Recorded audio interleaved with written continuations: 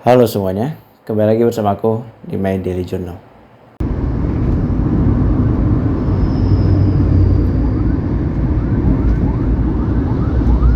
Tak terasa, waktu berjalan dengan sangat cepat.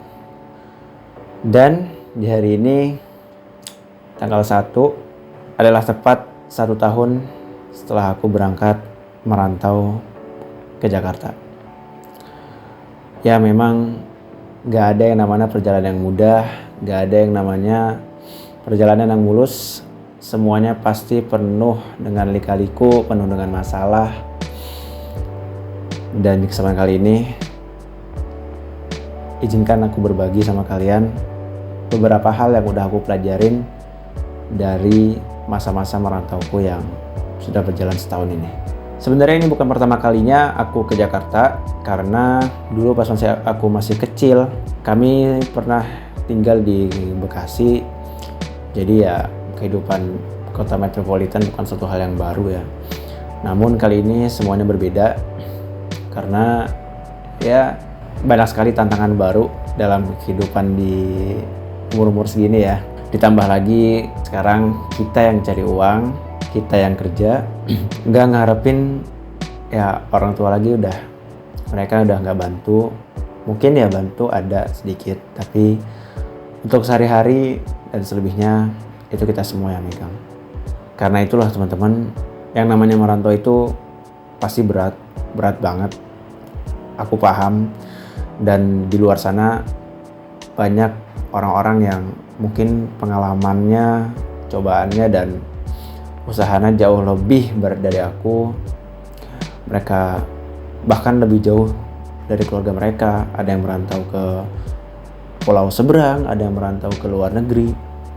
Sementara aku merantau masih di dalam pulau yang ya bisa ditempuh dalam waktu berapa jam saja, 8 jam, 12 jam kalau naik motor.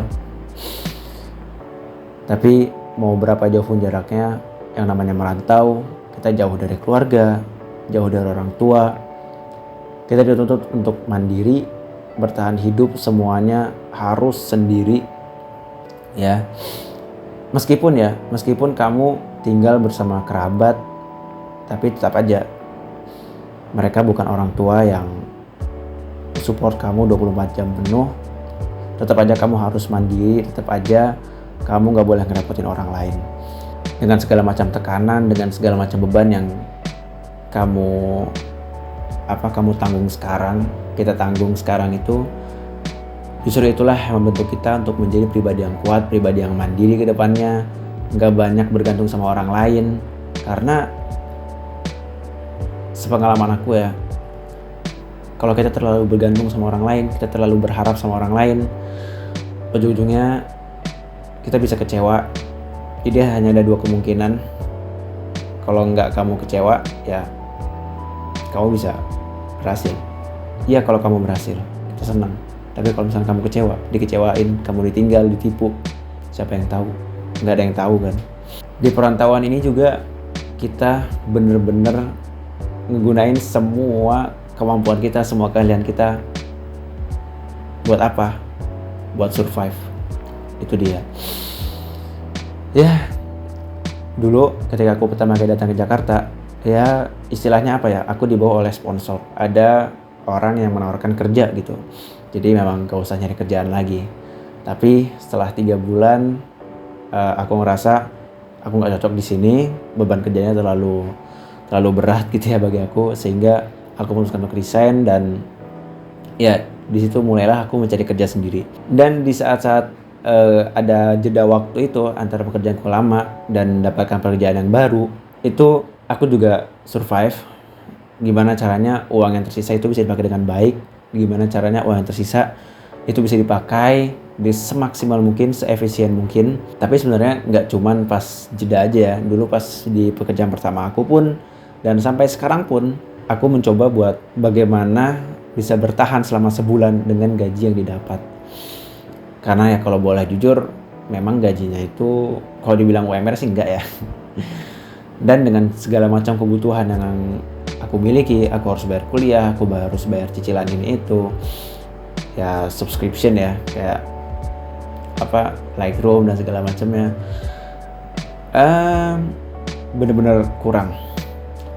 Karena ya kalau boleh dibilang, kalau boleh jujur, hampir 95% dari apa yang aku punya, apa yang aku dapetin gaji per bulannya itu aku gunain buat bayar kuliah, ya buat bayar UKT. Sehingga ya yang aku sisain buat sebulan itu ya tinggal kembaliannya aja. Gimana caranya kembaliannya itu cukup buat transport, pulang pergi kantor, transport kuliah ya. Pokoknya hal-hal yang prioritas itu ya benar-benar kita pilih, kita seleksi baik-baik agar uang kita itu nggak kebuang sia-sia gitu.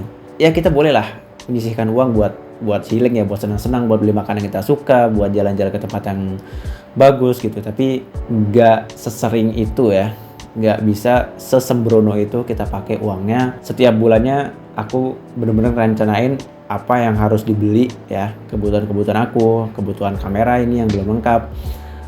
Udah aku planning bulan ini kita mau beli apa, ya udah beli itu aja. Kalau misalkan ada lebih nih, sisanya kita beli di bulan depan. Jadi benar-benar dimana survival instingnya itu diuji.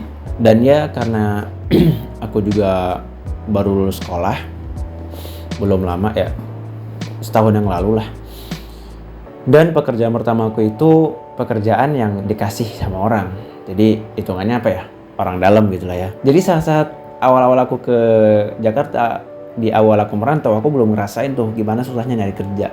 Dan setelah aku resign, setelah aku mundur dari pekerjaan lama aku, dan ya akhirnya aku ngerasain gimana susahnya mencari pekerjaan di kota besar. Dari yang aku apply sana sini, mencoba mencari informasi, sampai akhirnya aku mendapatkan pekerjaan.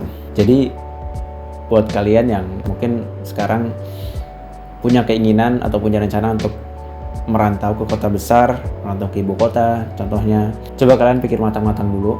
Karena memang ya opportunity-nya besar banget, gajinya gede, UMR ya, kalau dapat UMR, banyak lapangan pekerjaan. Tapi ingat juga persaingan di sini berat ya, kualifikasinya benar-benar tinggi. Buat anak-anak lulusan SMA kayak kita, SMA SMK, ya siap-siap aja, gak bakal dibayar sewah itu. Ya mungkin memang ada tempat-tempat yang dia memberikan bayaran yang luar biasa, tapi itu semua kan kembali ke privilege masing-masing, keahlian apa yang kalian punya, skill apa yang kalian miliki ya.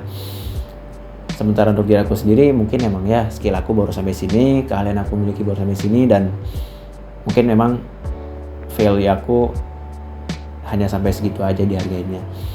Tapi nggak apa-apa, tetap kita bersyukur, kita jalanin aja pekerjaan apapun itu, asalkan halal ya, daripada nggak punya pekerjaan sama sekali dan ujung-ujungnya jadi gelandangan di ibu kota. Coba direncanain lebih matang lagi. Kalau misalkan kalian bisa maksimalin apa yang kalian punya sebelum kalian pergi merantau, misalkan kalian udah punya relasi, kalian udah punya tujuan sebelumnya, kalian bisa maksimalin itu dulu sehingga kalian gak bingung nih, kalian udah sampai ke kota besar, kaget, gak punya apa-apa, bingung mau tinggal di mana, mau makan apa, duit dari mana ya. Jangan sampai ujung-ujungnya kalian malah jadi gelandangan dan ya mimpi kalian hilang semuanya. Dan ketika kalian udah dapat pekerjaan yang kalian inginkan, kalian udah susah payah nyari kerja dan akhirnya kalian diterima, kalian harus pertahanin kerjaan itu. Kenapa? Ya tadi, nyari kerja susah kan? Udah ngerasain nyari kerja susah, kalian dapat kerjaan, pertahanin kerjaan itu baik-baik, lakuin kerjaan itu dengan baik. Kalian udah diberi kepercayaan sama orang, kalian diberikan amanah untuk pekerjaan itu, kalian dibayar buat pekerjaan itu, lakukan dengan sepenuh hati. Tapi bang, pekerjaannya gak enak, pekerjaannya lelah, pekerjaannya gak jelas, job desk-nya amburadul. Gak ada yang namanya pekerjaan yang santai. Kalau kalian ingin dapat uang, kalau kalian ingin sukses, gak ada jalan, gak ada istilahnya kita santai-santai, leha-leha tuh gak ada. Kalau kalian mau uang, kalau kalian mau hidup, apalagi di kota besar ya kalian harus capek. Gak ada istilahnya kalian kerja cuma leha-leha duduk dapat duit. Gak ada kayak gitu. Kecuali kalian anak pejabat ya, atau anak konglomerat yang ya uang tinggal masuk aja. Tapi jadi konglomerat pun capek. Mereka banyak pikiran, mereka mengurus bisnis. Iya duitnya banyak, tapi beban pikirannya lebih banyak lagi. Jadi teman-teman, buat kalian yang rantau dan kalian udah dapetin pekerjaan, pertahanin pekerjaan itu, jangan ditinggal gitu aja. Jangan sampai kalian mensia-siakan opportunity, kesempatan kalian yang udah kalian dapatin dengan susah payah. Dan mungkin ini yang terakhir dari aku untuk kali ini, jangan gegabah, jangan terburu-buru. Kalau kalian mau ngambil keputusan apapun, jangan sambil emosi. Ketika kalian lagi emosi, kalian lagi marah, ya, kalian lagi sedih, itu jalan pikiran kita tuh nggak stabil, teman-teman. Kita nggak bisa berpikir jernih, kita nggak bisa berpikir baik dan buruknya dari apa yang kita tentuin saat itu. Dan ini kejadian di aku terlalu buru-buru pemikirannya, dan akhirnya aku bertindak ceroboh. Dan akhirnya apa? Aku kehilangan pekerjaan, aku harus mulai dari nol lagi. Dan alhamdulillah semua jadi dimudahkan, tapi ya pada akhirnya alhamdulillah. Dan itu semua bukan karena aku yang hebat, bukan karena aku yang jago, itu semua udah rezeki, ya.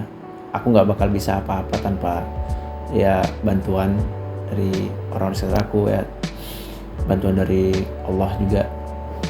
Kita bukan apa-apa gitu. Jadi sebelum kalian mutusin satu keputusan, entah itu keputusan apapun itu, apalagi keputusan buat resign, coba kalian pikirin matang-matang dulu. Resikonya bagaimana, keuntungannya apa. Seandainya resikonya lebih besar dari keuntungannya, kalian lebih baik bertahan dulu sampai waktu yang lebih tepat, kesempatan lebih baik itu datang benar-benar. Dan kalian benar-benar udah yakin banget 100% keuntungannya buat kalian. Itu dia. Jadi jangan sampai kalian mutusin keputusan ketika kalian lagi emosi, ketika kalian lagi marah, lagi nangis. Tunggu tenang dulu, pikirin dulu, kalau bisa kalian catat tuh pro dan kontranya apa, plus minusnya apa. Jangan ulangi kesalahan yang sama kayak aku. Harapannya buat 1 tahun ke depan dan seterusnya, semoga keadaan aku bisa lebih baik, ya. Dan juga buat kalian para perantau di luar sana yang jauh dari keluarga, kalian tulang punggung keluarga, kalian harus kuat, ya. Bertahan, kita nggak boleh lemah, karena kalau kita lemah, siapa lagi yang bakal gantiin? Yang namanya hidup itu pasti ada waktunya kita bakal bahagia. Mungkin bukan sekarang, tapi insya Allah pasti datang momennya kok. Jadi sekarang kita capek-capek dulu, kita berusaha dulu, kita kumpulin bekal sebanyak-banyaknya buat keluarga kita nanti. Semoga tahun-tahun yang akan datang, kita semua, bukan cuma aku doang, tapi kalian juga bisa dapetin pekerjaan yang lebih baik, penghasilan yang lebih baik, dan juga kehidupan yang lebih baik. Mungkin segini aja untuk episode kali ini, dan sampai jumpa di episode selanjutnya. Bye-bye.